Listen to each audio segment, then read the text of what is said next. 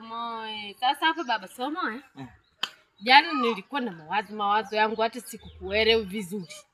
Leo ndio niambie ulikuwa unasemaje vile jana?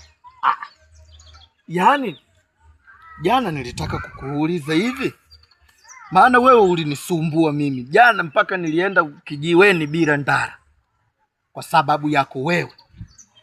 Kila unapotaka kwenda bafuni unavaa ndara. Kila unapotaka kwenda chooni kuoga unaniambia mimi nini? Nipatie ndara, niazime ndara, unaninyanyasa na ndara zangu. Wewe kwa nini unashindwa kwenda bafuni bila ndara? Hivi baba Somoe, kuanzia utoto mpaka unakuwa. Chooni uruhusi kwenda peku. Kuna majini, kuna madudu ya ajabu kule. Uruhusi kukanyaga alize chooni bila ndara. Lazima uvae ndara.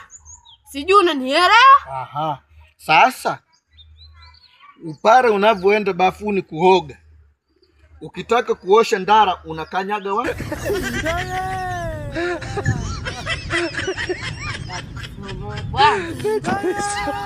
Unakanyagaga wapi?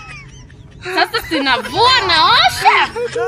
Sasa unapovua ndara hizo, yani unakanyagaga wapi wakati wewe kuingia bafuni au chooni bila ndara uwezi?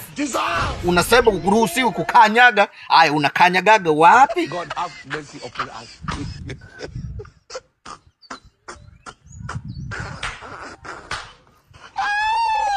Ngoja nikakuandalia somo. God have mercy upon us.